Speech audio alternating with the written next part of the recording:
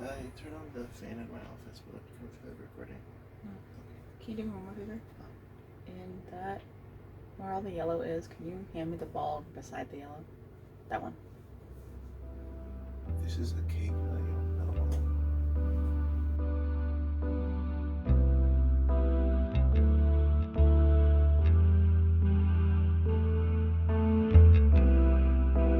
Welcome back to the Anxiety Podcast. My name is Marissa and I'll be your host.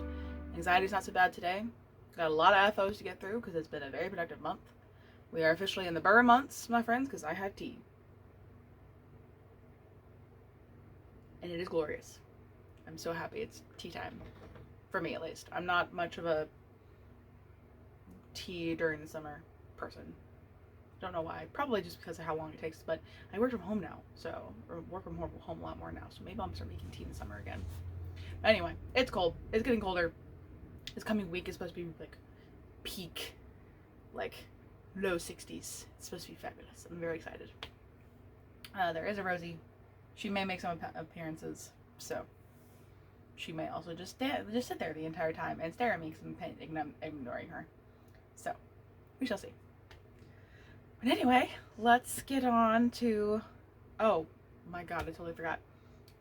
Date of recording is September 27th. It is episode 12. Links to everything are down below. Please leave me a comment, like the video. If you have thoughts, please share them. I love to hear your thoughts and interact with you guys. What else? Oh, I've totally forgotten what shawl I'm wearing. Okay, this is the Adventuring wrap by Amber O'Brien. I did the wrap size because I had 3 full-size skeins. This pattern is designed for, it's on the like kind of trapezoidal in shape, designed for an advent, and I just did it in 3 fading colors that I had in my stash. Love this shawl. It's like one of my favorite things to wear during the winter. I'm currently wearing it over a tank top because we're in that weird cold but not cold spot. Like right now the sun's on the other side of my house. My office is a little bit cold, not too much, but then in like 2 hours it's going to be beating down. It's going to be really hot in here. So that's what I'm wearing. That is the Adventuring cowl wrap shawl pattern from Amber O'Brien. So you might see peaks of my shoulders, you might see my tattoos a little bit. So, but anyway, on to the FOs. First FO is the men's convertible gloves that I added I think it was called the Wasp Nest cable pattern to on the fronts, and these are for my husband. And the main color, this gray, is Berroco Vintage in Storm, and then the cuff was done in Lion Brand Wool Ease in Denim. All the fingers are custom fit to my husband's finger lengths, or where he wanted them to hit on his fingers. Now that we're getting into the colder months, he is very excited to be able to wear these, as am I. There she goes.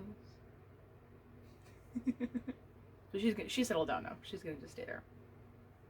But yeah, so I did these on a US 4 or 3.5 millimeter needle, and they worked up really fast. It didn't take me very long. It was only a couple of days. And these were, I think one was done and the other was like half done last time you saw them. So I finished them shortly after the last time we talked. But yeah, so they're done, and I'm very happy about them. And then FO number 2 was not started last episode.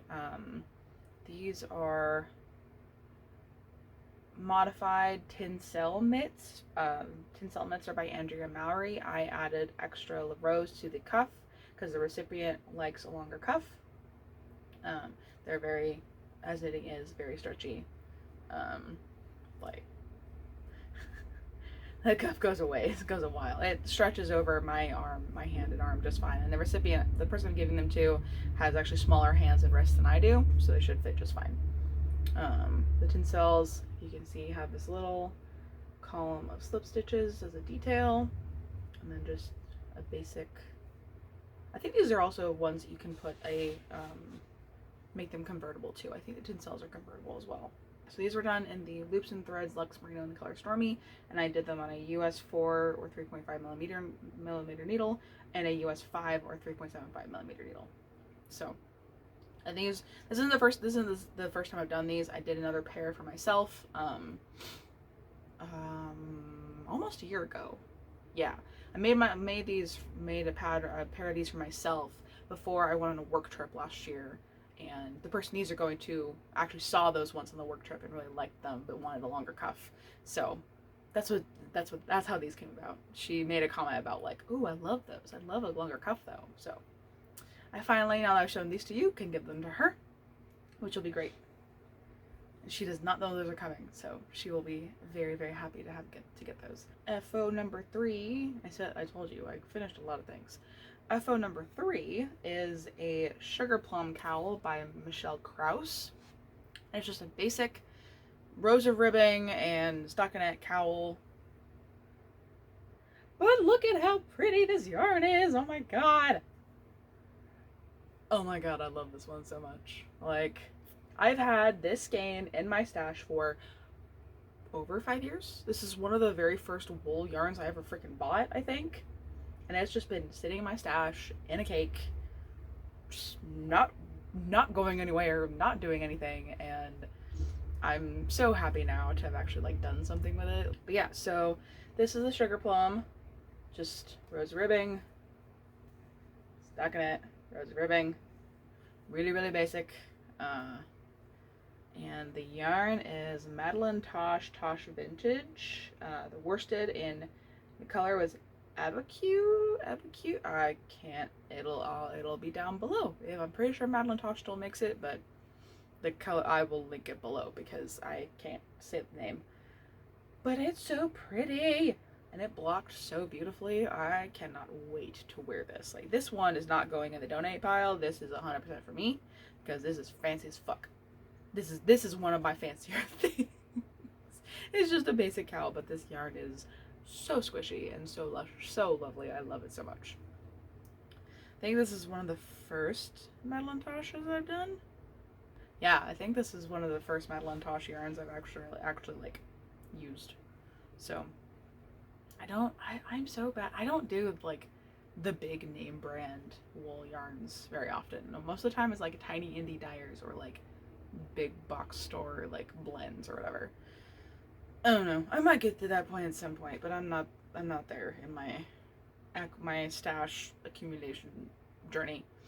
But yeah, that is the Sugar Plum Cowl by Krause. It's beautiful. This is beautiful teal and brown shades of brown. Oh, it's so beautiful. I love it so much. Very happy with that. And the next one, it was a scrappy project. I didn't cut these ends off. Oh well. My husband has been getting into D&D, and his little group is trying to get me into it too, so we may or may not have bought some dice for me a few weeks ago, made a character, and I made a dice bag. There's no dice in it at this moment, but I took some scraps, and can I open it enough? I found a pattern called the Lay Flat Dice Bag by C.B. Williams, and it's supposed to be done in a worsted weight cotton, but I decided to try doing it in the fingering weight because I had this random mini skein from I think that I got at a booth at Stitches West 2020.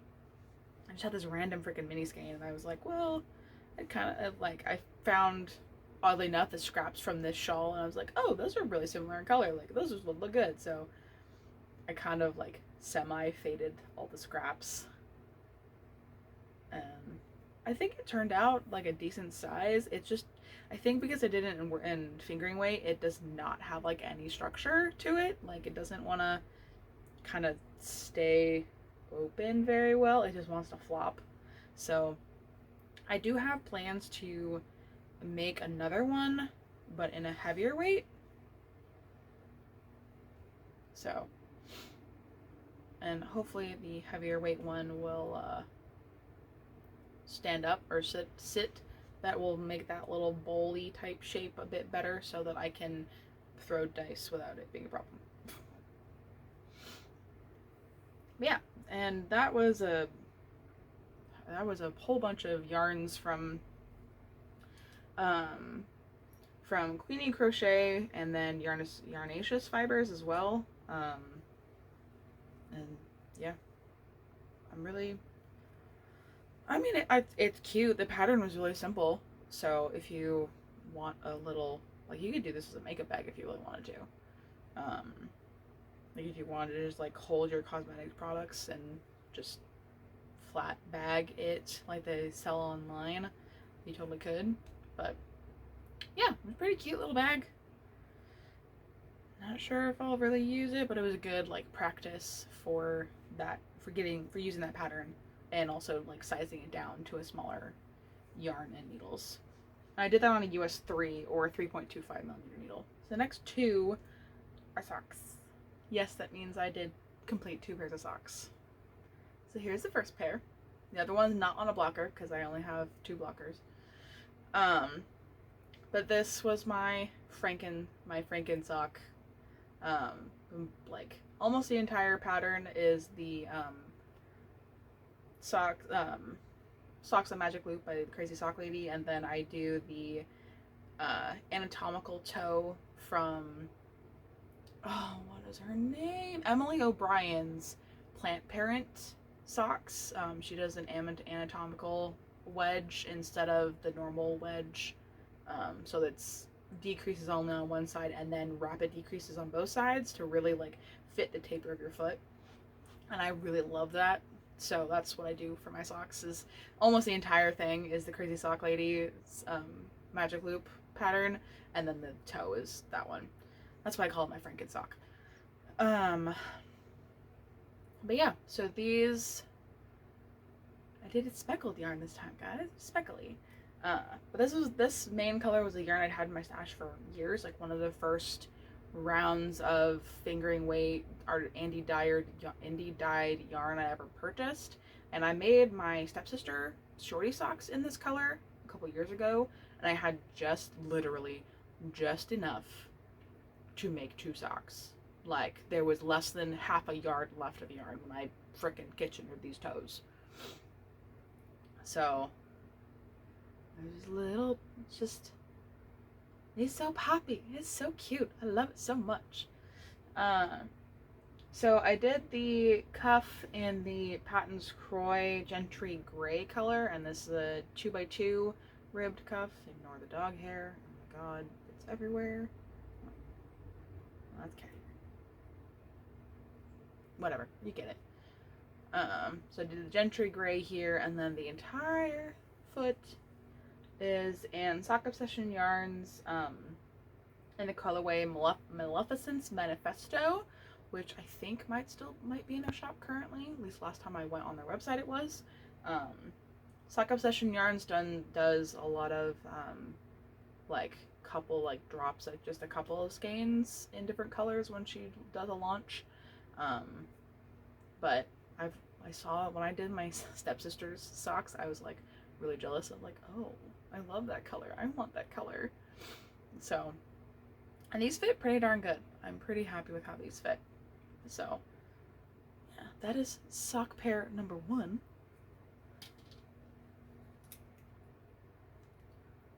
Oh, and before I totally freaking forget, when I do my socks, I do them 2 at a time on 2 22-inch circular needles. So I have 2 22-inch US 1s Chiagu circular needles that are fixed circulars, and I split them so it's what am I trying to say?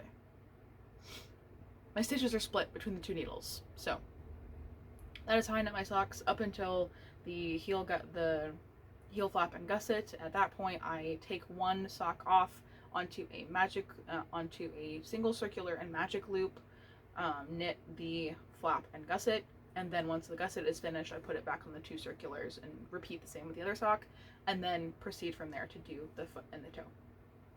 That's how I make my socks, and it seems to work for me. And then sock pair number 2, these ones have not been washer blocked, so they're a little scruffy on this blocker. But, they're so cute, oh my god. So these are my Patons Kroy socks. Whoops, hit myself in the head. The main color is Midnight Orchid, and the heel, contrast heel, is Flax. I love how these fit. These fit so wonderfully, and I think it's because I changed something with these 2 pairs of socks. So I was watching, I think it was Chronicles of Yarnaceaous, which is a podcast done by a small yarn shop over in Montclair, New Jersey. Highly recommend them. They've got if you need a new podcast, Chronicles of Yarnaceaous, fabulous little podcast. But one of their people, I think her name is Jen, she does a lot of their teaching, and she also does a lot of stuff, like, she's very knowledgeable. And she was mentioning something about if you have a higher instep, which I do, I have a very high instep. So what Jen recommended, especially if you are a heel flap and gusset person like I am, she recommended adding extra rows to your gusset or to your heel flap before you do your turn. And then when you go to pick up your gusset stitches, you have extra stitches and you just decrease a little extra in your gusset. And doing this adds a little bit extra space and more rows, and makes this taper a bit slower so that it's larger around the largest part of your foot, I think, essentially. And so I did that with these ones. These were 72 stitches, and I did, I think, 22 rows, 22 repeats, I should say, in the heel flap, and then just decreased it down to 72 stitches again, even though I had like 80 or something when I did my pickups for my gusset. But then these ones, and those ones fit good. They're a bit loose in the toe area, so I might tear them out a little bit and fix that. But I did it again on these ones, but I decided to test out 64 stitches instead. So I did 64 stitches, 15 rows of 2x2 rib instead of 20 like I'd done the other ones. I think it was 45 rows in the leg, and then I did 20 repeats in the heel flap before doing my turn, and decreased it down to 64 stitches, and then did my anatomical toe like normal. And when I tell you, I have made, I think, this year alone, this is pair number 5 for the year, but I have made, I think, 3 pairs of socks prior to this year. This is like, I've made almost 10 pairs of socks, and this sock is probably one of the most well-fitting pairs I have. This combination of, I guess, of yarn, stitch count, flap length, and the anatomical toe just fits my foot so perfectly in every way. I almost cried. Like, it is absolutely freaking magical how well these fit. So I'm insanely happy with these. I will continue to, it's so funny. I made 2 pairs of socks this month. I did these in a week. I did them in a week. Like, one freaking week. So now I have this thing in my head where I really want to make 2 pairs of socks every month. And with my new work from home schedule, I totally can do it. So I'm going to. So yeah, that's pair number 5, and yeah, I'm extremely happy with those. They turned out so freaking good. I'm so happy. Okay, and then we're almost done with that though, guys. We're almost done. I promise we're almost done. This one was on the needles last month, our last episode, but it is now finished. This is my blue scraps sock yarn cowl. This is Sock Yarn Cowl number 6 by Noble Knits. I'm saying it's number 6. The pattern is Sock Yarn Cowl by Noble Knits. It's a blog pattern, which is linked below on Ravelry. But again, just like the Sugar Plum, it's just a little bit of ribbing, a bunch of stockinette, and then ribbing. And I was right there. And that little markers is where I was last month. So, yeah, I finished it yesterday. Because I wanted it to be done for the episode. I wanted it done. So, it is done. And I'm super happy with it. This is probably going to go into the gift/donate pile. Because I personally don't think I'd want to wear it. Especially since I have my Arabic one. So, but I can take that marker off now. Put that back in the designated Sock Yarn Cowl project bag. But so this was scraps of a Sorella Oopsie skein, or it was scraps of 2 Sorella Oopsie skeins. I happen to have 2 skeins that I used for socks a couple years ago that were the same color.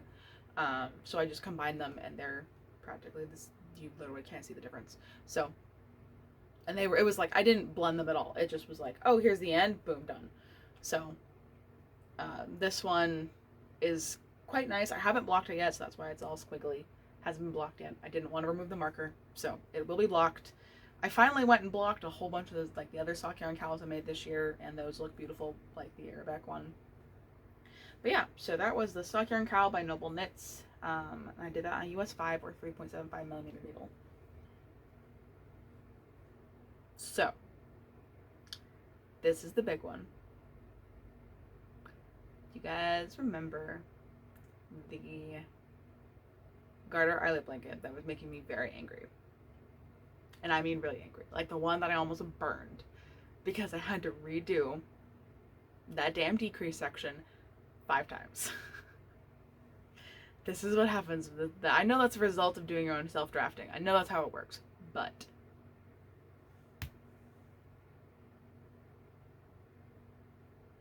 it's done! Guys, it's done. I freaking finished it. Oh my god, it's done. Oh my god.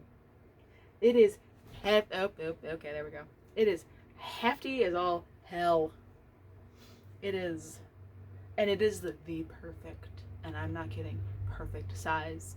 I will be putting in a picture, a full screen picture of the on the floor with the dog as comparison photo that I took. Because he's big. Like, it is literally past my toes to my nose. It is perfection. I'm so happy with it. Let me see if I can. I'm gonna have to open it. I have to unfold it.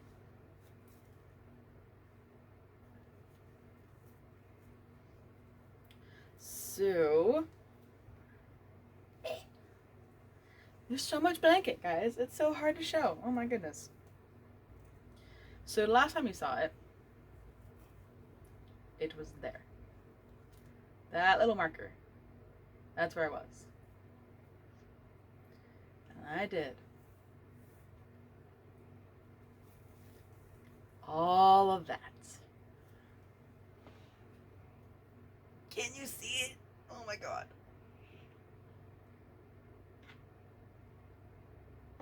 I did all that. I did it, guys.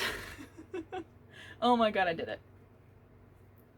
And I'm actually, like, pretty happy with how the little corner turned out. Like, last time I did a blanket like this, or a corner to corner, like on the bias, the corner was not, I wasn't super happy with how the corner turned out, but like, this is pretty good. This is a pretty good corner. It's pretty good. I'm pretty fucking happy with it. This blanket was literally a week shy of 1 year of work. A week shy of 1 year. Now that we're getting into the cold months, I am so excited to be able to use it. And I can actually, now that I've shown it to you, I can wash it, which is great. It'll soften up so much when I wash it. I'm so excited. But I'm going to try and show you all the colors if I can. So here's where I started. This was the starting corner.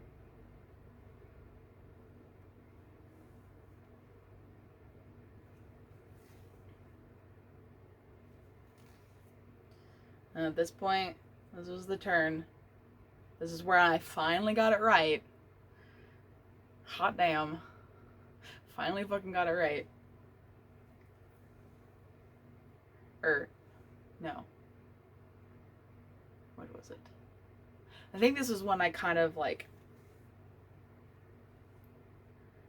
That was when I got to as wide as I wanted it to be. I needed to add more length to it. I think I ended up like... I started actually decreasing like here. This is where I actually needed to go to do the freaking increasing. But, so that was the first point. And then this point is when the second point was created.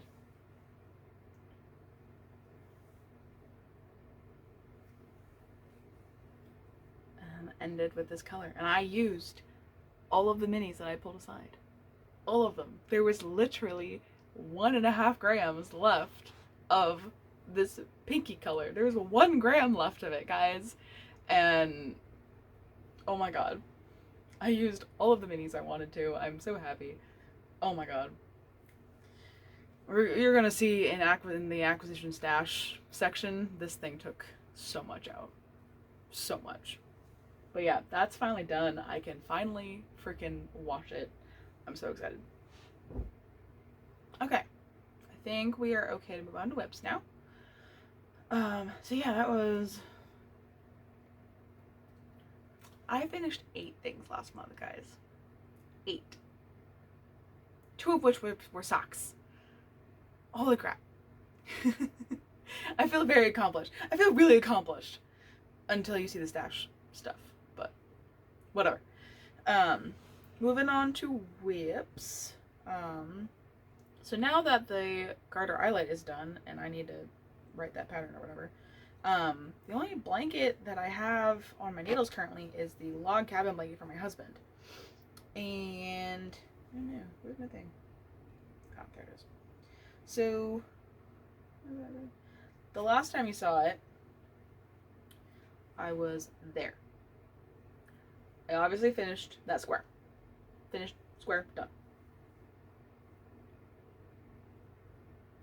Remove that marker because I need that. So that is done. And then I did another one in the other sequence. And then I did another one in the second sequence. And then one more. So on top of all those 8 finished objects, I completed 4 squares. I'm officially at the halfway point.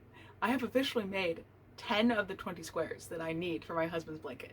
So, yeah. You also may have noticed there are suddenly little cables all over. I got this brilliant idea to stop binding off the edges and leave them live for when I actually go put the border on. And I just bought myself a spool of like essentially tried-on tubing on Amazon, and this stuff is wonderful. Like, I have these long lengths for every freaking square, and it just keeps the stitches live so that I can, it's making like the picking up and joining of everything way cleaner, at least in my opinion. I think it's cleaner. It visually makes me happy. I originally wanted to actually like tear out all the other freaking squares that I'd made because I liked the join with the live stitches better. My husband was like, no, I can't tell the difference. Don't do it. It's so much work. It's like 50 hours of work. No. Because he gets really upset when I undo hours and hours and hours of work because he knows how frustrating it is. Very sweet man. Very sweet husband. But so I was like, fine, if you can't tell the difference, then I won't undo them. But going forward, this is how I'm doing it. And it's working out pretty darn good. Like, I'm way happier with how neat everything is. It's so much cleaner, and I feel like I'm using less yarn for some reason. I don't know. But it's beautiful. I'm really happy that I was able to finish 4. I'm halfway done. I'm halfway there. I'm extremely happy with that. So that pattern is the Log Cabin Blanket by Stacey Perry, or Very Pink Knits. And I am doing that on a US 8 or 5mm needle, and the colors are Lion Brand Pound of Love in Black, Chocolate, Cadet, Sleek, Oxford Gray, and Denim Blue. The chocolate will be the border color between all of the squares. I think I've mentioned it before. The plan is once all the squares are done, we are going to lay them out. My husband is going to put them in the orientation that he wants them to be in. And then at that point, I will put the chocolate borders and join them all together, along with probably an I-cord bind off or something like that. That's the other reason why I'm keeping the stitches alive, is because when I go to do the 5 garter ridges or whatever around every square in the chocolate, I want to keep those stitches alive so that one, I can do a kind of 3 needle bind off to join all the squares. When I do it with a crochet hook because I find it to be easier. But then this way it allows me to have live stitches that I can just do a crochet 3 needle bind off essentially with. And then it also allows me to keep the edge stitches live so that I can go and do an I-cord border without having to manually add it. Like I can just do the decrease, the I-cord bind off or whatever essentially. Because I love putting I-cord on things. I think I-cord is really pretty. So like I try and put I-cord on like everything right now. Like all of the the habit the garter eyelet blanket was inspired by the Habitation Throw by Helen Stewart. I added an I-cord to it because I don't want to apply an I-cord later. I would rather it just be there while I'm knitting it. Same thing with a garter eyelet shawl. Oh, which I did not grab. Shit. That's unfortunate. I might have to ask the husband to bring that. Oh, wonderful husband. He's the best. I love him so much. The best husband in the world. Yeah, so yeah, I like putting I-cord on things, basically. Enter.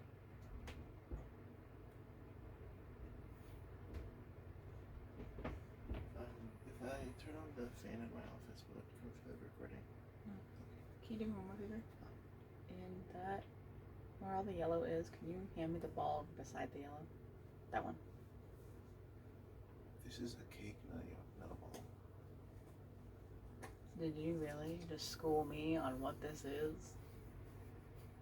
You've been around this too long. You've been around this too fucking long. This is the cake, not the ball. Am I wrong? No, you're not wrong. Thank you. What? Oh, that's going in the beginning. 100%. This motherfucker. Okay, back to our recording. So yeah, that was the Log Cabin Blanket by Stacey Perry. Next one on the WIP list, which is very short, is the self-drafted Garter Eyelet Blanket. Garter Eyelet Blanket. Fucking A. It's basically the same thing. It's the same freaking pattern. I haven't done much project, but this is the shawl version of it. So I've got that. It's got that nice little edge, and I'm just working on it real slow. This will likely get some more love now that I've actually like finished the blanket. It's literally like the same pattern just done in a shawl, and I'm honestly, I have this really weird thing in my brain right now about and I'm totally blanking on her name, but there is someone who's like a big YouTuber or whatever. She has a video about turning shawls into like, what does she call them? Wraparounds, I think. It's essentially like turning a shawl into converting any shawl shape into a rectangle and then sewing up the edges so it makes a poncho basically. And I don't know why, but like I was gonna have, like, this is really wide, as you can see. Like this is literally my shoulder, like shoulder to shoulder for me. So damn, I didn't realize it was that wide. Originally I was gonna do this as like a like really long, really wide, really long shawl that I could like fully wrap around from shoulder to waist, and it would like really cover me. But it's kind of occurred to me now that I could just make it into a rectangle and then seam up the edges, and turn it into like a wraparound poncho thing. And I kind of want to, because that would be so fun. And then I could like, this is literally the same like the same stitch pattern as the freaking garter eyelet blanket that I did. So I'm like, part of me wants to make this a poncho and then do like another version but thinner, so that could be like an actual shawl wrap thing, and then turn it into like 3 different patterns. Probably not. I probably would do it as one pattern and then give instructions for the different sizes. So, or instructions on how to do the convert the rectangle into a poncho. But yeah, I think I only got like an inch on this, and I think I probably, we're supposed to go on a trip, but and we're gonna go away for our anniversary, and I think I want to take this with me and see how much I can get done on it, along with my pair of socks, which I will talk about in a little bit. Before we do acquisitions, I want to talk to you guys about that. This is gonna be a really long video. Really long video. Oh my god. But I think I want to turn this into a freaking wraparound poncho thing, because then it's just like, okay, cool, I can wear like a long sleeve shirt in the office, and this will be light enough because it's fingering weight that I can literally wear the long sleeve and then the wraparound poncho thingy and just be like the coziest bitch in the office and like be the envy of everyone who's cold. Because the office gets so cold, and I can still wear it like at home. Like I could easily throw it over my freaking t-shirts. I have t-shirts and with my sweats and just be toasty the whole morning. Then I can save energy and not have to heat my house. Just wear all the knits, But yeah, that's the garter eyelet shawl potential wraparound poncho thing. And that will hopefully get some love here in the next few weeks.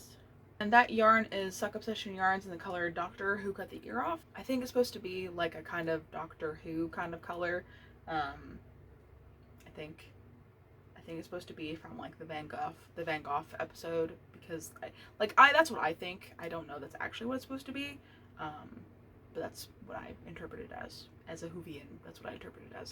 I'm doing that on a US 6 or 4 millimeter needle. And then the last whip we got. So this is what I'm holding my Isa in. Isa? I call it Isa. IZA. I think it's Isa. So there's my little upside down panda butt marker. That's about how much I got done. I did not focus. I was so focused on everything, on the socks and the blanket, and I'm so glad I got that blanket done. Oh my god. But this is there's the lace. I'm getting super close to the point of doing the split. And so I've got all of my little markers for where the buttons are gonna go. One there, one there, one there, and then there's gonna be another one like right here. So I've got maybe another inch and a half before I can do that split, and I'm excited about it. Like, I'm enjoying the pattern. The pattern's super basic, or not basic, but like the actual lacy things that, like, what the actual lace that you're doing isn't super complicated. It's super simple. So that's easily memorized. I literally can just read my knitting and do it. And I'm super happy with it. The yarn's super soft for an acrylic, so I'm very happy with that. And it's yarn out of my stash, so that's good. Yarn out of the stash is good. So that's the Isa cardigan by Alexandra Solowas. I don't know how to say her last name. It's over here, because I'm gonna butcher it horribly. I'm doing that out of Stylecraft Special DK in the color Wisteria. It's a DK weight yarn, 100% acrylic. I'm contemplating if I want to maybe try dyeing it when it's done, just because it's a bit bright for me. Like, I kind of want to maybe like flash dye it or something in gray if I can. I don't know if Rit dye works on acrylic yarn. Might need to test that. But I'm doing that on a US 9 or 5.5 millimeter needle for the main body, and then everything else is US 7 or 4.5 millimeter needle. And I'm enjoying that pattern. But yeah, that one's chugging along. It'll probably, hopefully will be done in the next couple of months. I'm not like super, like I don't, like I'm glad I have it. Like I'm glad I have a cardigan on my needles so that I can work on it when I want to. And I do whenever the wheel says I should, or when I have an inkling. So that is all of the whips. Now I have a couple of fantasy knits or planned knits that we need to talk about before we do acquisitions and stash stuff. There's stash updates. Fantasy knitting / knitting plans for the next month, at least. As I mentioned earlier, I want to start knitting more socks. So I have, if you guys remember, I got a lot of sock yarn for my birthday. Like I purchased a lot for myself, and I also got a lot for my birthday. In terms of Felici, and as you'll see in acquisitions, more Patons Kroy. I'm very much on a striped sock yarn kick. I feel like part of it's because I really want to make a self-striping like jelly roll blanket. Lisa of Knit All the Yarn podcast has one of those. She's like the self-striping and sock queen. Like I think next to Kay of the Crazy Sock Lady, like Lisa makes a lot of socks, like a lot, like everything, like so many socks, and she has so much self-striping yarn. I'm very influenced. Whether I know it's not intentional, but she makes me very much want to knit all of the stripy socks. And also like this pair that I did, very much making me want to knit stripy socks. Because they're just fun, man. Stripy socks are just fun. So my plan, or hope more so, is I have a tentative plan for the next 12 months to knit at least one pair of Felici socks. So if you recall, I got the entire 2024 Felici launch for my birthday, and a lot of those colors were like kind of holiday colors or something like that. So my plan is to essentially knit one of the Felicis the first of that month. That's when I cast on the Felici socks, and my whole thing with socks is getting much faster, so I could probably do them in a week. Especially because I have so much more knitting time now. So much more knitting time. But I want to knit a pair of Felici socks every month, and then spin the wheel and knit another pair of socks based on the wheel. So do 2 pairs of socks every month. That will get me through my stash so fucking fast. Hopefully. So since October is coming up, my plan is to knit the Sanderson colorway, because if that doesn't say Halloween, I don't know what does. It's purple, orange, and brown. Like, that's fucking Halloween. That is Halloween. That's my plan, is to make Halloween socks. So I have that in the designated sock bag. These will be cast on Wednesday, the 1st. These will be cast on the 1st. And I will devour them. Not really devour them, but you know what I mean. They'll get done probably super fast. The other one is I'm going to do another dice bag, which I mentioned earlier, in this. This is woolen vinyl DK. I don't remember I don't know the I know it's wool and some nylon, I think. Might be 100% wool. This is what I did my Tinsel mitts out of last year, and this is just a leftover ball, like 150 yards or something. But it's the color Monster Mash. And it's teal and a lot of random ass colors. It's a really fun color, and I think it'd be really fun as a dice bag. So that's my plan. I'm hoping that doing a thicker weight yarn, because the other one was done in fingering weight, I'm hoping doing it in a DK weight will give it some more structure so that I can successfully roll dice and have them be okay and not have them go everywhere. So yeah, I'm gonna do that, and I'm planning, I guess, I didn't move my needle, to do it on a US 3 or 3.25 is what I'm going to try and do it with. So that's just in my little bag, in my Siren Yarn Co. bag, which I think Siren Yarn Co. is a Pacific Northwest dyer. I think I got this in Seaside. I think so. Yeah, I think I got it. That's when I first saw Siren Yarn Co. was at the Seaside Yarn Shop. But yeah, so that's my Siren Yarn Co. beachy bag. That will be a dice bag in the next month. Could probably fucking do this and do it in one day if I really wanted to, which I might.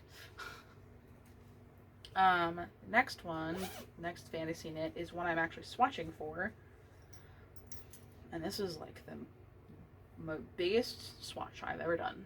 I don't swatch this big ever. And right now I'm swatching for color and stitch pattern. And I'm showing it to you like this because this is the direction the stitch pattern is the color pattern is supposed to go. So this is my really big swath of stackinette, so I can get that size. And then the bottom here is the slip stitch color work, which I have never done. Not that I recall, I've never intentionally done slip stitch color work before, I don't think. So this is my foray into it, I guess. And I'm totally blanking on who the designer is. Oh my god. I know the project is called Natasha Hornby. That's who it is. And the picture will be over here as well. So as you can see from the picture, it is color work done with slip stitches, and this is my first time doing slip stitch color work, and I'm not sure if I like this. I don't know if I like this tealy blue. I think my problem with it is that it's like, it doesn't, and I don't know if it's because I don't know how to tension and slip stitch color work, or because that blue is not as thick as the brown. So these are the colors I'm doing, and the two yarns in terms of thickness are kind of different. Like they're both worsted weight, but the brown is significantly like more loosely spun and fluffy. This is the Lamb brand Wool Ease in the worsted in Thrush, and then this is Knit Picks Wool the Andes and Fjord Heather. This is a non-superwash, but this is mostly acrylic. Because I have 5 of these in my stash and I want to use them, and I was planning, like, if I like this combo, I was gonna buy some more of the Thrush and do it as a combo, but I'm not really sure if I'm happy with this because of, and also there's like nothing online about how to tension slip stitch color work. Like nothing. Like in my cursory search last night on YouTube, I couldn't find like any videos about tensioning slip stitch color work. There's a lot about stranded color work, oh my god, but like I have literally no way of knowing if this, like, if how this is looking, if this is how it's supposed to look. Like, it to me looks like my rows where the slip stitch is coming from is like is pulling everything from the stitches next to it, so it's like disappearing, and I don't know if that's normal because I've never done it before. So I don't know. Like, I also don't know if maybe the problem is because the blue is too thin. So part of me is like, okay, well, I've got other acrylics. I could use acrylic, and just, I mean, the majority of it would be this Thrush, which has wool anyway. But I really want to do like a wool and a wool, just so it can be as warm as possible. So I don't know. I have a feel like I think I'm gonna do like a couple more repeats of the color work and see if like tensioning things differently works. I think the other problem is I'm a tight knitter by nature. I'm a tight knitter. The way I hold my yarn is kind of tight, so like I don't, like, I know how to, like, I'm stretching my stretching in between the stitches and everything. Like, I don't know what I'm doing. I don't know if this is normal. I don't know if it looks okay. I have no idea. But that is the I'm swatching for the Malin by Natasha Hornby, and that was a speed. I was knit-fluenced heavily when I was watching Chronicles of Yarnia from last fall. The sweater class that Jen did last fall was the Malin by Natasha, no, the Malin. And I just love that sweater so freaking much. I thought it was so pretty. I'm like, I need to have that really badly. I need to have that sweater. And I don't know why, but I have it in my head to do like a brown and a teal together. For some reason, that just, the brown and teal just sounds so nice. I also have to wonder if, I think the original pattern was done in Let Lopi, which is really fluffy and has a lot of floof to it. And I think that might be part of my problem in terms of how it's looking, because like the Woolies is kind of fluffy, but the Fjord Heather, the Knit Picks Wool of the Andes, is not. And I frequently question if that is actually a worsted weight yarn. Like, I've worked with it before in a different color, and I was like, this does not feel like a worsted. It really does not feel like a worsted. Like, even after I blocked it, I'm like, this doesn't feel like a worsted at all. It's not thick enough. Or maybe it could be that the pattern calls for like Aran weight, which is slightly thicker, and the Woolies is definitely more on the Aran, like closer to Aran size than the Wool of the Andes. So more swatching to be done. Maybe by next month I will have made a decision. I don't know yet. Okay. I think that's enough on the fantasy knitting. There will be one more thing on fantasy knitting when we get in the next section, only because I don't want to show you the yarn that I bought for it before showing you everything else. So there's a box, guys. There's a box. I'm not gonna show you that side because that has my address on it. But yeah, there's a box. I have purchased things. This is the Knit Picks had a sale. Things were on sale, so I got some things. I think the first one, the big one, I'm gonna show you the ones I bought from Knit Picks, and the other ones were all Amazon and Yarn Brands directly. So the first thing I did was, that I got from Knit Picks, was 2 more skeins of Wool of the Andes Superwash worsted in Mineral Heather. I already have 11 skeins of this, and I wanted to get 2 more. I originally bought the original 11 to do the Tree Herder by Nicole Larkin York, or Common Thread Fiber, my friend, when she was doing it as a mystery knit along. I actually started it and fell out of love with it just because nothing against Nicole as a designer at all. Nicole's patterns are some of the most detailed and most fabulously written patterns I've ever read in my life. I just did not like how my knitting style was working with the stitches she was using, because there was a lot of like the wrap around these stitches, and then a lot of like pull this, like the draw up stitches, and I don't do those very well. I just don't. I'm far too tight a knitter, I think, to be doing stitches like that, and in en masse, like in a whole shawl. Like Tree Herder is beautiful, just not with my style of knitting. Or not like with my tension. Yeah, just wasn't my bag. But I do, however, really want to remake Nicole's Golden Hall shawl. Now, I test knit that for Nicole. That's how I met Nicole. Hi, Nicole. That's how I met her. Was her very first design was the Golden Hall, and it is. And I'll put a picture in over here of both hers and my original one. And I did it originally out of an acrylic. I did it out of Red Heart in a really icy blue color. And while the shawl is beautiful, it doesn't drape the way I wanted it to, and it's not super warm. The Golden Hall is all over seed stitch with separating cables, and then a massive, gorgeous cable on the end. I love that cable. Nicole, you're a genius.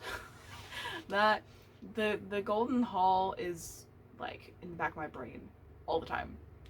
It's just so beautiful. So I want to reknit it in a wool yarn so that it drapes the way I want it to, so those cables really plump up, because doing it in acrylic, it didn't plump very well. And it does not lay very well, as acrylic does. Acrylic is good for some things, not so great if you want to do a shawl that drapes really well. So I'm gonna do it out of the Mineral Heather. I already have all that yarn. It's just waiting for me to swatch and cast on. So, but I needed 2 more balls to make sure I had enough to do it in the full size with the cable and everything. So I'm very happy about that. I have that now. I also got myself a skein of their Stroll fingering weight in Cobblestone Heather. Just so I have, and just, I've never tried their Stroll, like fingering weight, I've never tried it. Lisa of Knit All the Yarn podcast really loves her Stroll as like for contrast heels and cuffs and whatnot for her socks.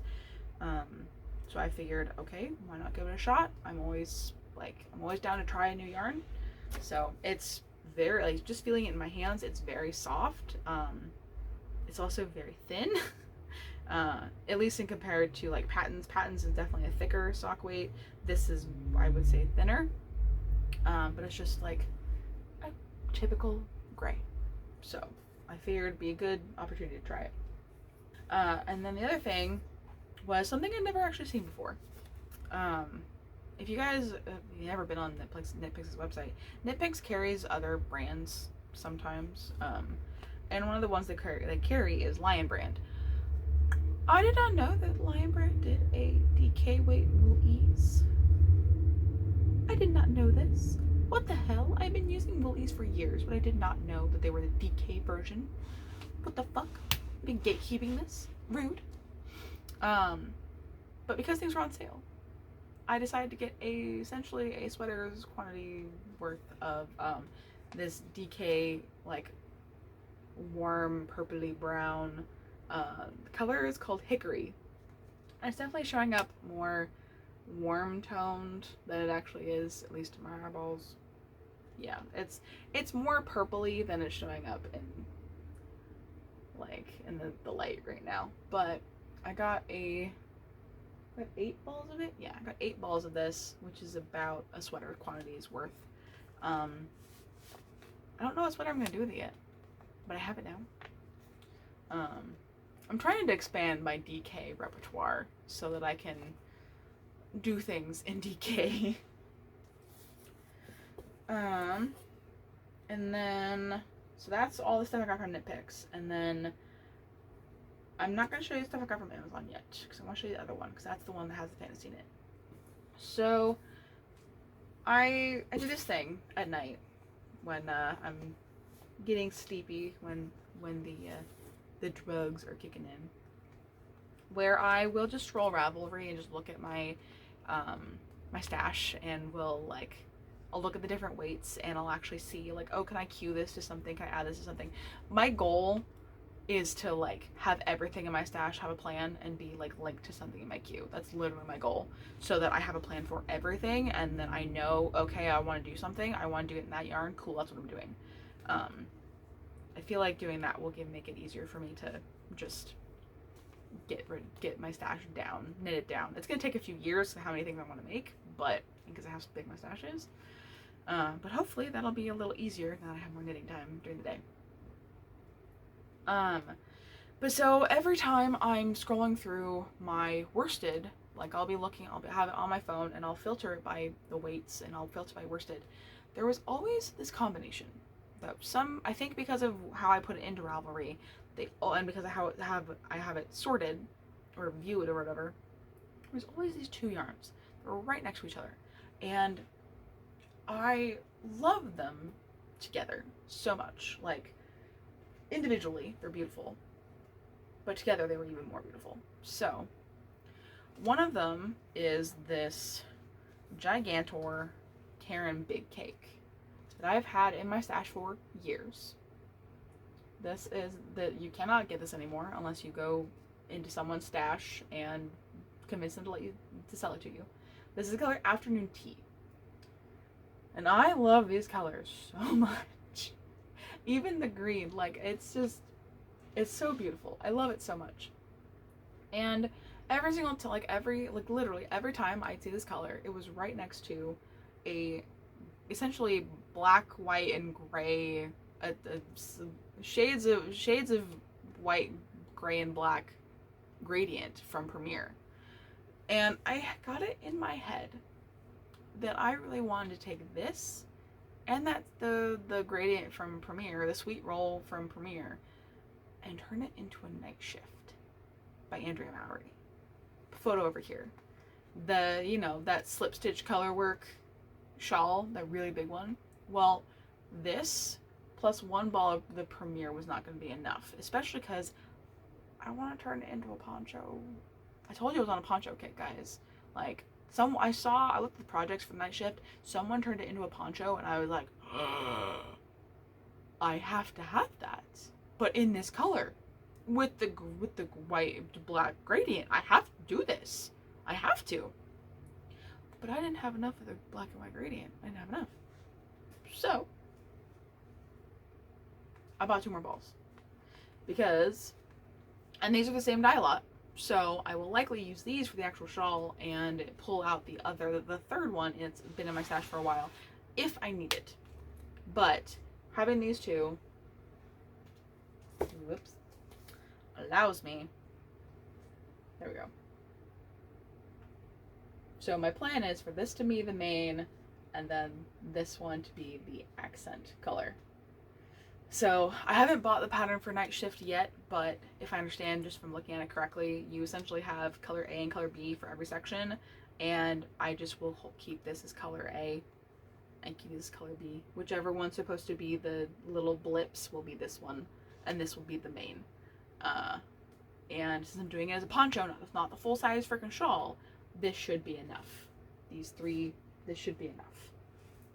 I'm really excited about that. And I'm fantasy knitting it all the fucking time. I really this was one of those ones that haunted me for weeks, like literally I think 2 months I've been thinking about this, and I was like, fuck it, I'm just gonna buy the damn yarn so I have it and I can do it cast it on whenever I want to. So that was why I bought these.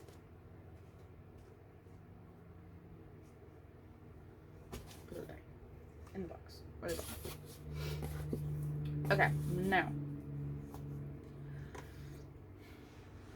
because of the Patons socks that I finished, I was on a bit of a Patons kick, and I bought a bit of Patons. I bought 4 colors of Patons, and I have like another 5 in my Amazon box. Because I don't know why I didn't buy them from Patons. I think because I was impatient and I just wanted to get them because Amazon's fast. But I found some reseller or whatever on Amazon that sells them in 2-packs, i.e. so you can make socks. So I got this color, which is 70s stripes. Shades of blue, orange, yellow, white. Very fun. I got this color, which is a drift. Shades of blue and a brown. Gorgeous. I got this color, which is called Magic Stripes. Shades of blue, purple, green. You see a theme here. I may or may not like blue. I mean, look at me. I may or may not like blue. And then, this was the last ones that I bought, and this color had a chokehold on me, especially after I finished the Midnight Orchid socks. I saw this color, and I about lost my marbles. This is Northern Lights, and this is shades of blue, purple, with white and gray in between. This is me if I were a stripy yarn. This is there's not a single color in here that I do not like. This is me in a yarn. It is beautiful. I am so excited. I'm so excited to make this. I don't know when I'm going to, but I'm going to. They will be socks. These will be my socks. So I basically had a moment where I was just like, I need every single Patons color that I could possibly get my hands on. So I started with 4. There's probably another 5 waiting in my cart. Just waiting. Yeah. I'm a little bit of a completionist. Just a little bit. So, acquisition numbers. It's number time, y'all. Number time. So, all the Patons Kroy. 450 grams. Nippic Stroll, 50 grams. The Wool Ease and DK, 680 grams. And then the Premier Sweet Roll, 280. For a total of 1,460 yards in. Or 460 yards, 60 grams. Sweet Jesus. All those numbers were in grams. 1,460 grams into my stash. Woof. However, the out, because I finished so many projects. The convertible knits for my husband, 101 grams. The Tinsel knits, 43 grams. The Sugar Plum Cowl was 111 grams. The dice bag was 36. It counts. It counts. Both pairs of socks combined was 158 grams. The sock yarn cowl number 6 was 58 grams. The garter eyelet blanket was 1,107 grams. Now that's an estimate. I haven't actually weighed it. That's just based on the grams that I had in my Ravelry. So total out, 1,614 grams. For a grand net total of negative 154 grams. So I'm still in the negative. Still a negative. I think it's negative for the whole year. I think. Yeah, not entirely for the whole year, but that's pretty freaking good. Like, I've consistently had a negative, net negative every month, pretty much, for the last 6 or so months. So, I would say that's pretty good. So, negative, that's good, right? Negative's good. Okay, we did FOs, we did whips. We did fantasy knitting, we did acquisitions and stash updates. Guess we can do the content warning now. We're gonna move into the weight loss, anxiety, life stuff.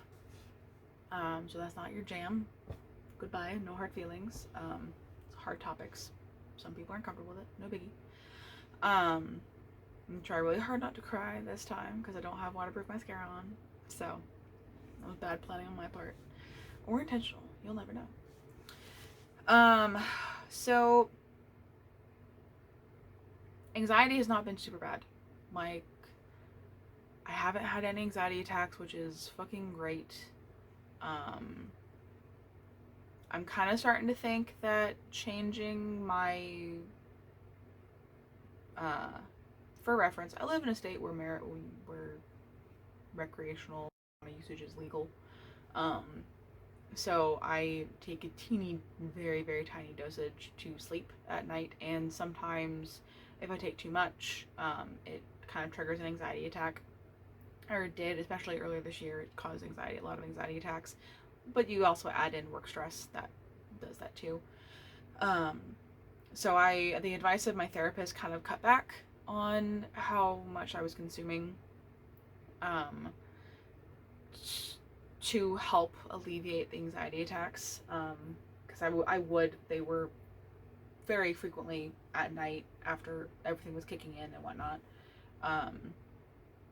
So I started decreasing how much I was consuming, and that helped. I think that has helped in reducing the nighttime anxiety attacks. That's good. I think the other thing that's helping, at least in the last month or so, has been the job change.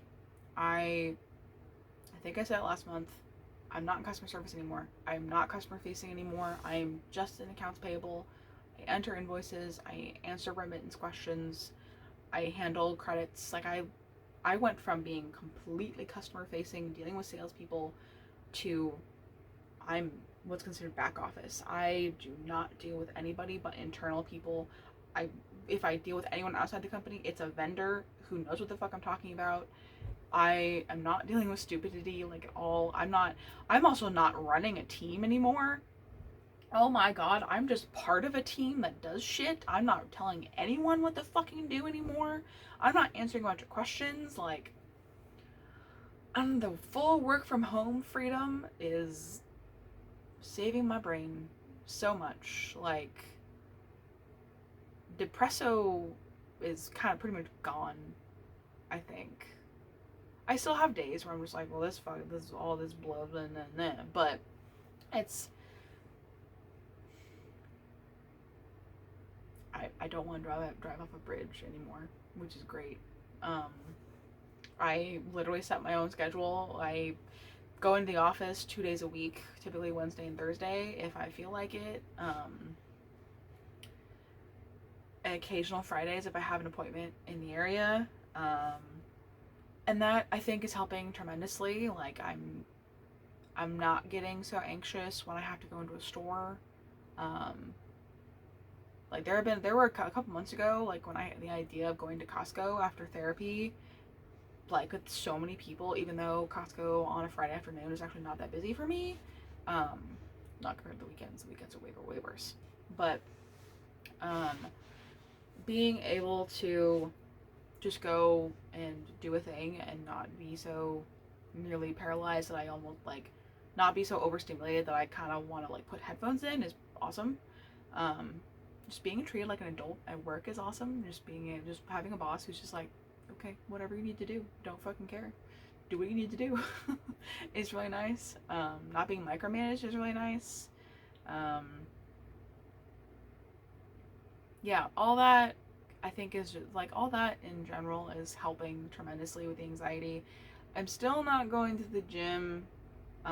Gym anxiety is still kind of a thing. I think the other component of it is that because I'm only going to the office 2 days a week, those 2 days I'm just like, the driving is so tiring, and then being in the office around people is exhausting. Even though I kind of stay in my cubicle, like there's just so many people and so much commotion, that it's really hard on my body. Like my neck and my shoulder lock up on the days when I have to drive when I'm driving to the office and going to the office in general. So I try and avoid those days as much as possible. I really don't like going in the office. It's really freaking terrible, especially when everything I do is on a computer. So, but I don't know, I feel better.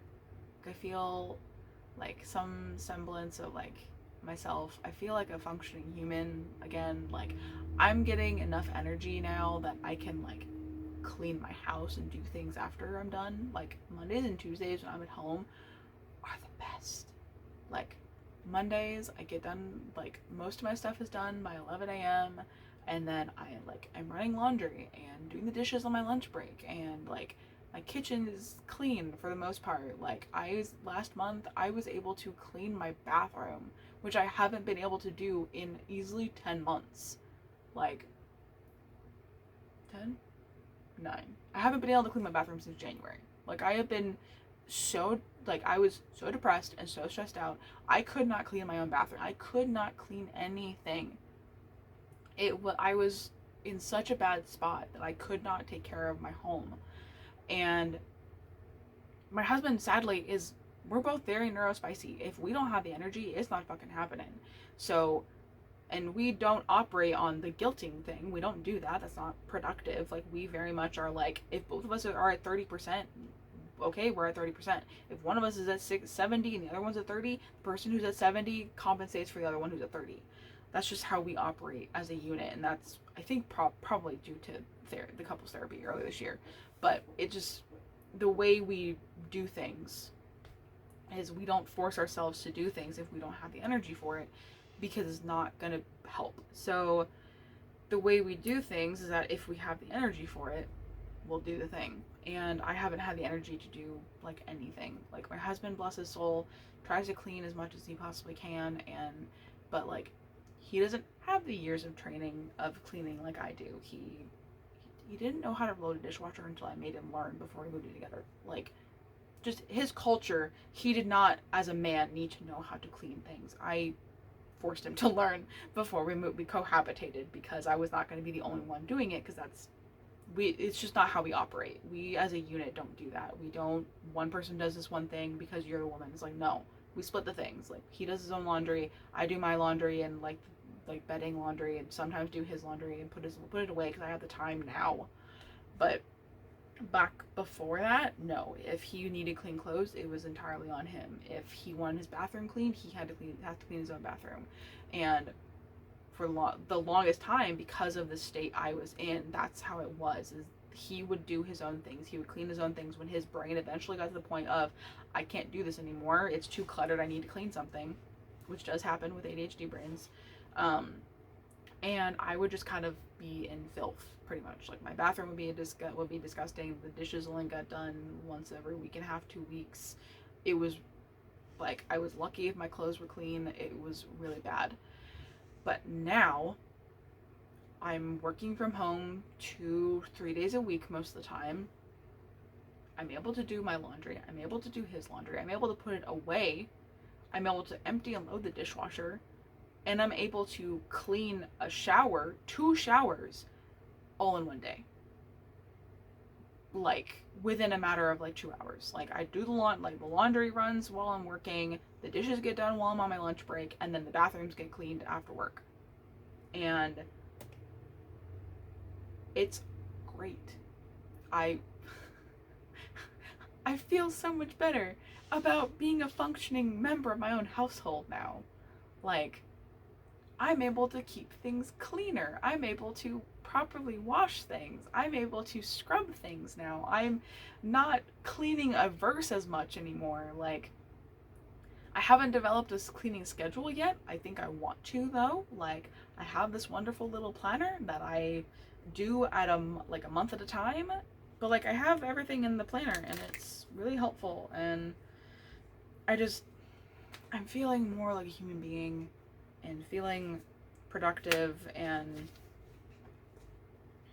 I don't even know how to properly put this. Like, I just, in general, feel like I'm a better member of my household.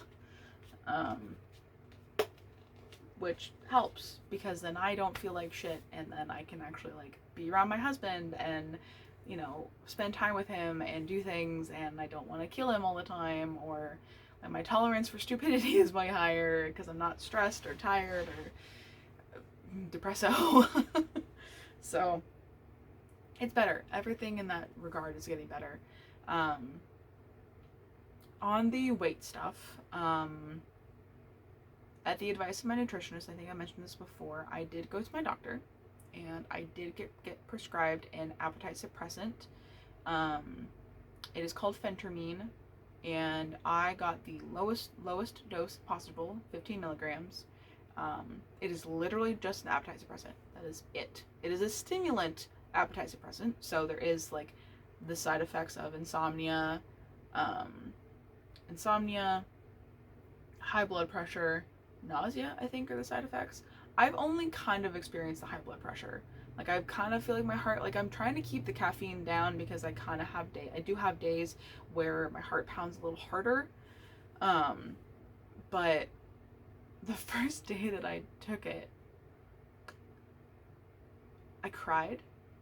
I actually called my dad, who's been on a on-off thing with Monjaro for like over a year. Him and my stepmom both are. I remember when he first started taking the GLP-1 injection, he was telling me, he was like, I don't think about food anymore. The food noise is gone. The monster is gone. I don't think my food does not consume my thoughts anymore. And I remember being like, oh, that sounds really nice. But I didn't like the idea of injections, and I also don't make as much money as my dad does. I'm not an engineer. I don't make that much money. So I also don't like medical needles. So I was like, I don't really want to do injections. But so, if you were not aware, what happens, and I believe this is like not commonly known, but essentially what happens is because you live at a larger size for so long, your brain gets used to that. And when you start to lose weight, your brain thinks that you're starving, you're dying, so it wants to make sure you stay alive. And so what it does when you go through the process of losing weight is it increases your appetite majorly. Like it majorly increases your appetite because it wants you to gain the weight back. That's why so many people who go through a weight loss, generally, who don't do it at a slow pace, who don't do it at a realistic pace, tend to, and do it via fad diets, tend to gain the weight back. I'm looking at you, Biggest Loser. That is, I haven't watched the documentary, but I have a lot of feelings about that show. Especially knowing all that I know now. But like at this point, it's been over almost a year and a half. Well, it's been a year and like 4 months that I've been on this journey now. Since I like really made the decision to start the weight loss journey, and at my lowest, I had lost 40 pounds, which is about a little over 1/3 of what my goal is. Being down 40, that's significant. That is significant. So my brain for the last like 8 months has been majorly increasing my appetite so I can gain the 40 pounds back. That's where I've been. And this appetite was getting so bad, and then you also add in all the stress and everything from work. It was hard to handle.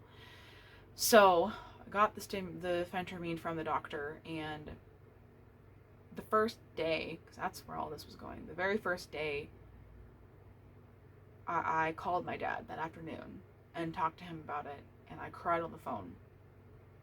Because even at the lowest dosage of 15 milligrams, I spent the entire day, and I didn't think about food once.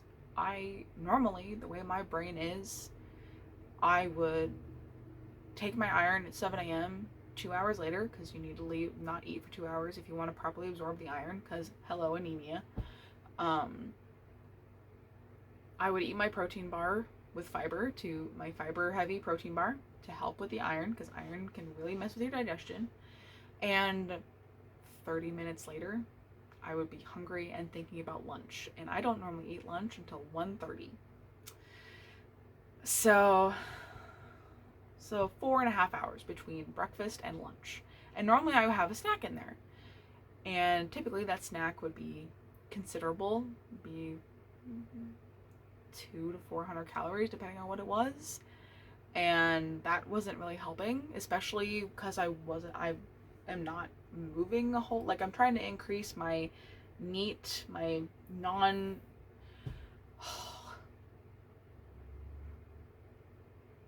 I don't remember what it is. Something thermogenic, non-something thermogenic, or whatever. Put it right here. Editing Marissa will put it here. What I'm talking about when I say NEAT. But like my NEAT has never really increased in the past year or so, and so I was like, okay, if I increase when I talked to my nutritionist, I was like, okay, if I get the appetite suppressant and I increase my NEAT, maybe things will be better. And the appetite suppressant, very wonderful. I have some mornings, especially on the mornings when I'm in the office, if I'm working like a lot, I forget to have my protein bar until like 11 a.m. I am finding myself not wanting as many snacks in the evening, which is a big fucking deal. That was a major thing, especially on in-office days. I would be so bored and so anxious and stressed out by the time I got home prior to the job change that I would want to consume everything in the house when I got home. The hormonal snacking around my period is really bad, or it was, until the phentermine. My doctor was telling me that normally when people come to him asking for this, they're not at the point I was at all. They're like at the very beginning, and they just need they're 400 some pounds and they want to get started, but they don't want to do injections. So he puts them on the 30 milligram dosage, and I told him, like, I don't need 30 milligrams. I just want the low dose to help me a little bit, which does not make me weak. Internet. The internet will tell you, internet and people on the internet will tell you, if you are using any kind of medical assistance for weight loss, you are weak and you cannot, and you're just all kinds of shit that doesn't mean anything. There, as I am learning through life experiences and through therapy right now, getting assistance or using a tool to accomplish something does not make you weak. It does not make you incompetent. It does not make you incapable. Like, my biggest thing that I learned from that, the biggest way I learned that was yard work. I learned in the spring that I don't hate yard work if I fucking have tools. If I have hand tools to remove weeds, and I have a pad to sit my knees on, I don't hate weeding because I have tools. And that was entirely like my own self-created, you have to do it entirely by hand and hate everything because you're doing it by hand, because that's how I did as a kid. As a kid, a lot of things where you do it 100% by yourself with no tools, no assistance, or you're a failure. And that's not how it works. That's not how life works. Tools exist to assist you so that things are easier, so that you can be more productive, so you can do things more easily, so you can get the things done. It's why people take medications when they're in pain, when they're on a weight loss journey, why they take medications to help with the food noise so they can consume less, so they can burn those calories that are on their body already. Like, I really hate that we live in a world, at least over here in the US especially, where having some kind of assistance is a bad thing. Like, why? Why is that bad? Why? I will never understand that. Why that? I'm just glad that I'm finally seeing it as like, okay, this is a tool. You use the tool. The tool helps. The tool makes things easier. I know my brain is trying to protect me because it thinks that I'm dying. I'm not. I'm trying to be healthier so that I can live longer. Be an ant someday, maybe. I don't know. I'm ranting very much about the world. There are a lot of things going on in the world that I very much am just like, but anyway, I've started doing the stimulant and the appetite suppressant, and that is helpful. I'm eating way less. I got a walking pad, and that has been fantastic. My husband and I mutually decided after 3 weeks of trying it that we were going to keep it because I'm using it. Like, I can get on it for 30 minutes to an hour. I can kill 3,000 to 6,000 steps, and which never happened. Oh my god. Doing 6,000 steps was not a thing. It was not a thing, but now I can do it, and it's fun. I literally set up the walking pad, I put on a show on the television, and I just go for an hour. And then it's done. And I'm drenched in sweat, but I've gotten the steps. My NEAT is increasing, and that is, I've seen the charts and everything, and I will try and find one of those charts that I've seen now. But exercise, like gym exercise, is a teeny little sliver, a very, very teeny sliver of what actually impacts your weight loss. Like, yes, is lifting weights good if you want to fill the space? Like, the whole reason I even started weightlifting is because when you lose weight, if you have excess skin, fat loss leaves you with more skin. But if you build muscle, that takes up the space where the fat was, so the loose skin is less significant. That and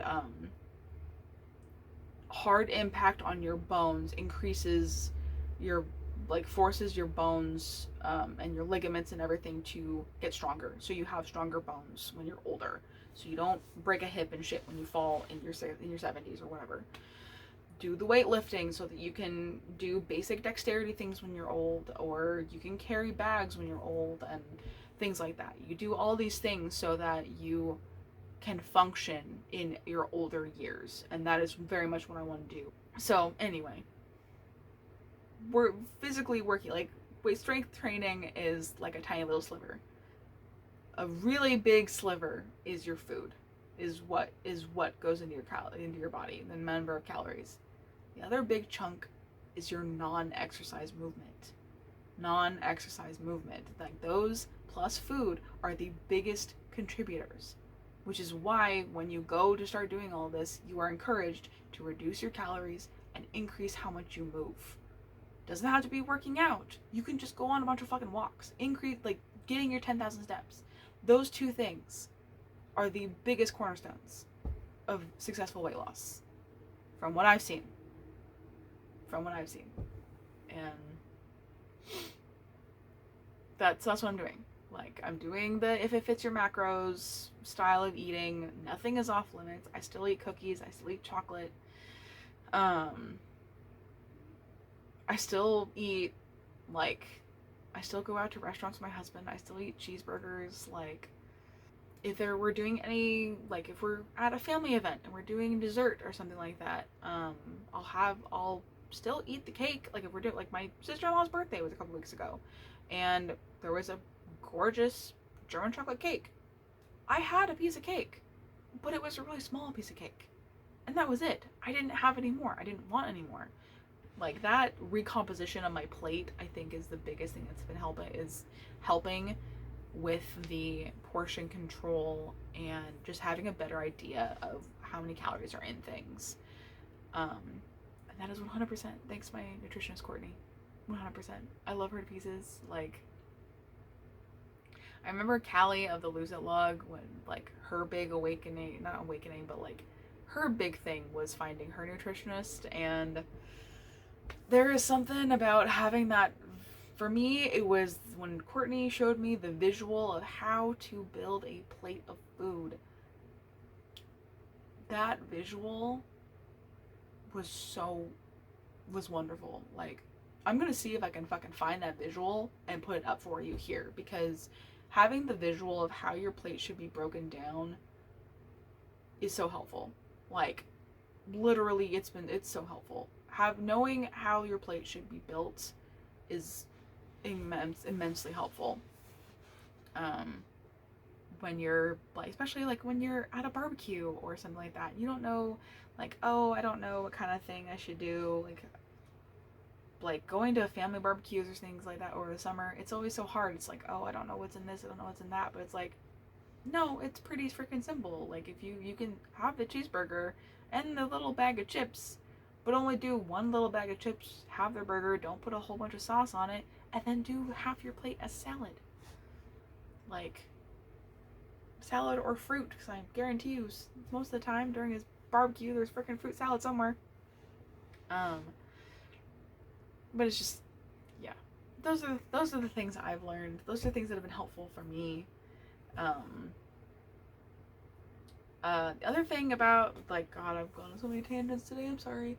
The other thing about the whole weight loss thing is that in my last appointment with my nutritionist, she kind of put a challenge to me of, she asked me a question that I couldn't really answer. She asked me how I would feel about not weighing myself ever again, unless I was, like, at the doctor's. And I was like, no. No. And the reason she asked me that was because I came to the very real conclusion about almost a month ago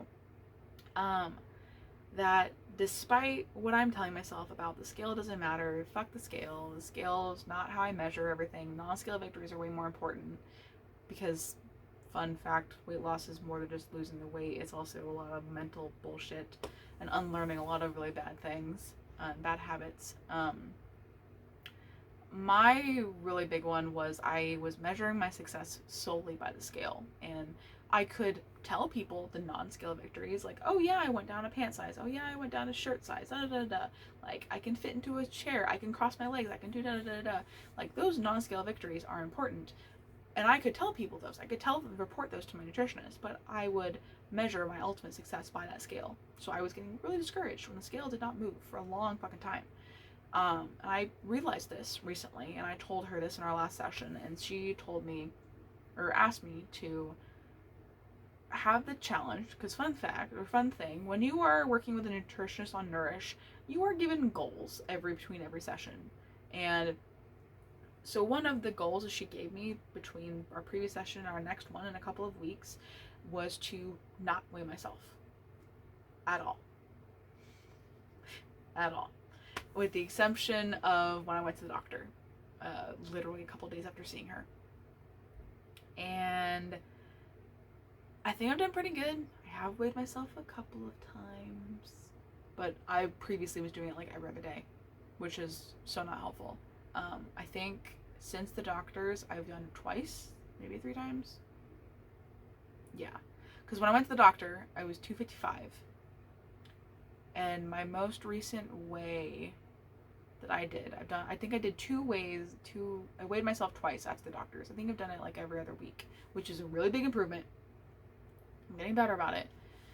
But the last time I weighed myself was earlier this week, I think. Let me check my thing. I think it was Thursday. Yeah. So when I saw the doctor on the 5th, so about 3 weeks ago, I saw the doctor. I was 255 pounds when they weighed me. As of this past Thursday, so 2 days ago, I was 249.5. So that's 5 pounds in about 3 weeks. That was 5 pounds in 3 weeks, and that is purely the appetite suppressant helping me to consume less. So I'm not like, I haven't been consuming my allotted 2,000 calories. I think I've done it like 3 times in the last 3 weeks. I'm consuming closer to 18 to 19, and just increasing my NEAT, increasing that the non-gym, like just the walking pad. That's it. Is the decreased calorie consumption, which is so much easier thanks to the medication, and walking. I dropped 5 pounds in 3 weeks. 5 fucking pounds in 3 weeks. And this is like, I haven't done this. Like I have this really weird feeling that by Christmas I will be at the halfway mark. That's what I'm hoping for. I'm hoping that come Christmas I will be halfway there, and that'll be 1.5 years. That would be really nice to be halfway there. Because when I do hit 50, I get a new one. Because I don't think I've ever told you guys that. I started wearing a ring on my pointer finger years ago. I got from Vox, I think it was. VOX. Back when they do like motivational stretchy bracelets or whatever, and they did rings for a bit. And I think it was 5-6 years ago I got one when my anxiety started getting really bad. Yeah, it was like 5-6 years ago. When my anxiety started to get really bad, I started seeing my therapist. I got a ring that said "Just Breathe" on it, and I did that because I needed to breathe. Because I would get so anxious and so angry, and I was at my old job at that point, and I was really not spastic, but I was stressed and angry and tired, and I was really unhappy in a lot of ways. Not in my marriage. I was freshly married at that point, still very happy. Just my life and job in general was not great. So I got that ring to remind myself to breathe. When I was spiraling or having a bad time, or angry, just breathe. And I wore that ring every single day, never took it off. So much so that the "Just Breathe" rubbed off. It rubbed off. It was just a plain silver ring that I wore on my pointer finger forever, for 5+ years.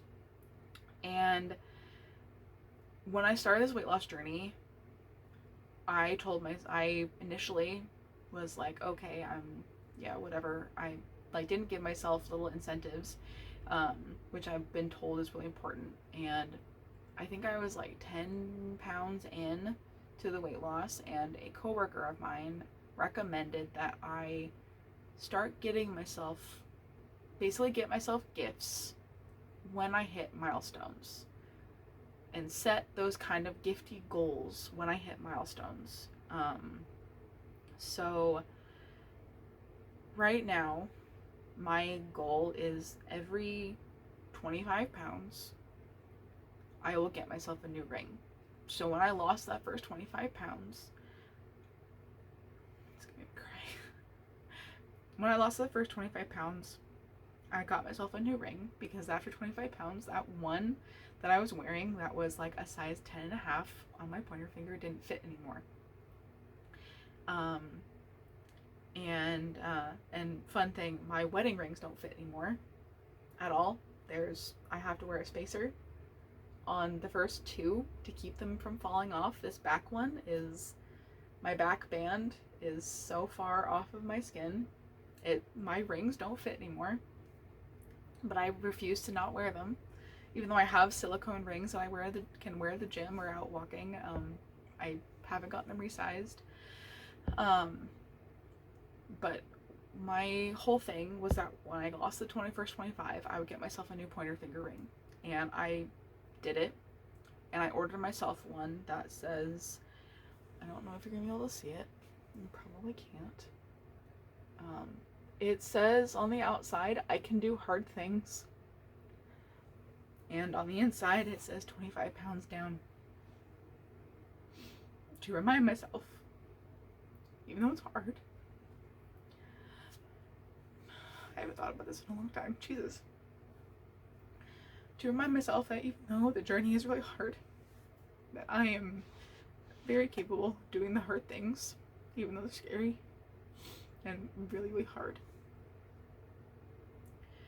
And I lost the first 25 pounds in the first like 3 months, and it's been kind of stuck since then.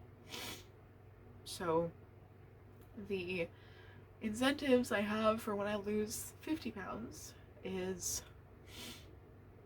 I want to get myself some new workout shirts that are sleeveless, which is a really big deal because I have hated my arms for a very long time. I put sleeves on my beautiful sleeveless wedding dress because I hated my arms so much. I'm becoming so much more comfortable being sleeveless, even though, like, I'm sleeveless now. Like, this is awful, but there's all of this. I can physically see the muscle. Like, I can hold my arm and I can feel it and I can see it, and so I want to be sleeveless so I can feel okay in my body as it is now, so that I feel even better when I've gotten to the point where I can get skin removal surgery. Because I know if I don't love myself in this body, I'm going to have a really hard time looking at a new body post surgeries. I want to get the sleeveless shirts so that I can wear them to the gym, and these are like really cute, like dinosaur and muscle loading and things like that, like really cute cheesy dinosaurs and pandas and really cute little animal workout tanks. That's what I want to do.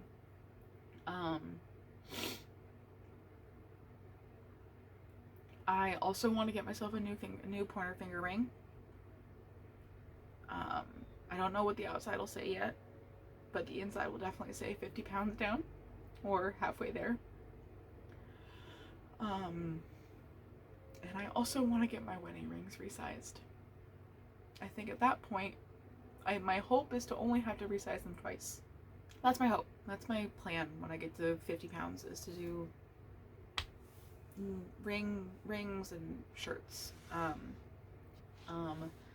Oh, that's the other thing. Oh my god.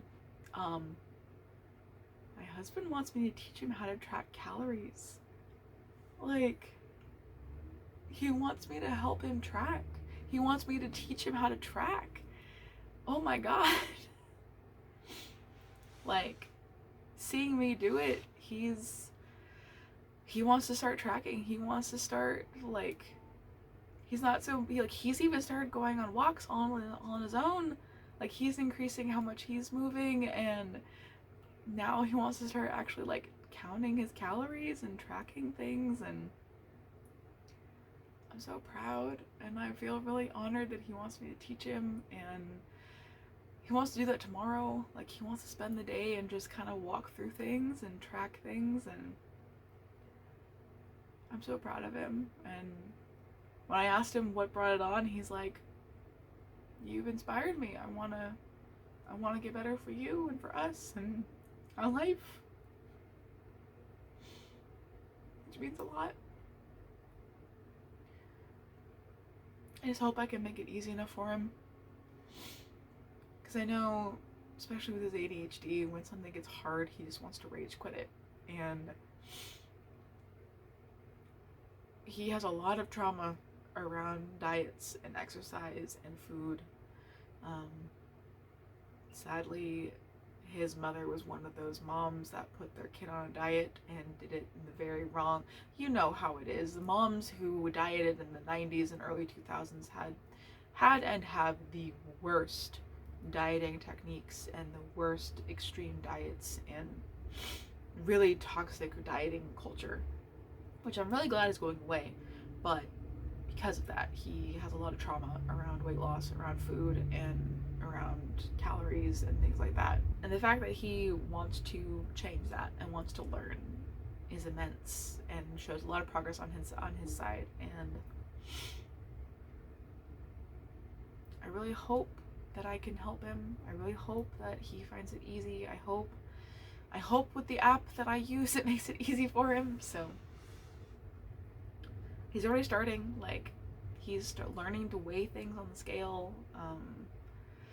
He's kind of getting a bit of a better idea, like, he's getting better about weighing his rice and eating only a serving of rice, which is a big fucking deal when you're Filipino. Like, rice is a big fucking deal. Don't take away the rice. Don't take away the rice. So, yeah, things are good. They're really good. They're in a really good direction. I'm feeling really positive right now and really happy and really proud, and just, I feel good. I'm wearing clothes that make me feel good. I'm around and surrounding myself with people who make me feel good. I have a job that makes me feel good. I have a wonderful husband, and okay, no more crying. No more crying. I think I'm gonna end it there, because if I keep talking, I'm just gonna go on. I'm already at almost 3 fucking hours. This is gonna take forever to edit. So many of these tangents are gonna be removed. Oh my god. But I think that's it. Until next month. Hopefully I'll have some more things to show you next month. Hopefully it's a couple pairs of socks. Hopefully it's more blanket squares and maybe even a sweater. Who the fuck knows? But we will see. We will see how the next month goes. I'm looking forward to it. I'm positive and hopeful for the future. But thank you. If you watched this far, holy crap, thank you for watching this far. I really appreciate it. I hope you'll leave me a comment or a thought or something down below. I really do. Rosie has been here sleeping the entire time. Yeah, I hope you got something out of this. I'm glad you're here. Thank you for being here. Thank you for existing. And thank you for staying here. Even though the world sucks balls right now. I hope you've enjoyed my little corner of the internet.